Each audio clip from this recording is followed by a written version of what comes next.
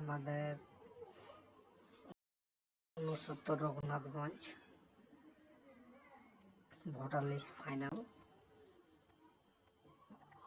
মুসলিম এবং হিন্দু দুটোই আছে। অ্যাডজুডিকেশন শুধু মুসলমানের।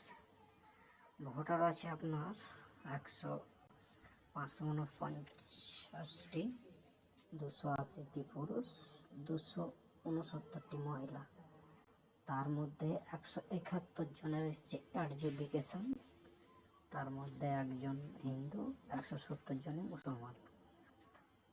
তার মধ্যে আমাদের বাড়িতে আমার দাদাদের নাম উঠে গেছে, কিন্তু আমাদের ছোট ভাইগুলোর নাম ওঠেনি। মানে আমাদের বাড়ির কিছু লোক ইন্ডিয়ান আর কিছু লোক মানে অবৈধ, কিছু লোক বৈধ, কিছু লোক অবৈধ। তাহলে নির্বাচন কমিশনকে কি বলা যায়? হ্যাঁ, এগুলো খানে দেখেন, এগুলো সব যেগুলো অ্যাডজুডিকেশন বানাচ্ছে সব মুসলমান। এবারে হিন্দুর লিস্টে দেখুন, এই যে দুটো মারা আছে এখানে অ্যাডজুডিকেশন, দুটোই মুসলিম, বাকিগুলো সব হিন্দু।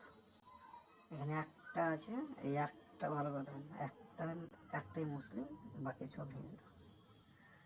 এখানে দেখুন একটাও নেই, মানে এটা সব হিন্দু আছে, এগুলো সব হিন্দু, এগুলো সব এবার মুসলমান। দেখুন হাতাগুলো একটা একটা করে ছাড় দিয়ে সবই মানে এই যে লোকগুলো যেগুলো বাদ আছে, এগুলো তো কারো মা, কারো বাবা, কারো ছেলে বা কারো ভাই, কারো বোন তো হতে পারে, যেগুলো বাদ দেওয়া যায় যেগুলো।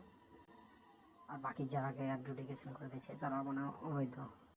আমাদের বাড়িতে 4 জনের ভোটার লিস্টের নাম উঠে গেছে, আর বাকি লোকের নাম ওঠেনি, আর বাকিটাকে বিচারাধীন করে রেখে দিয়েছে। এগুলো মানা যায়?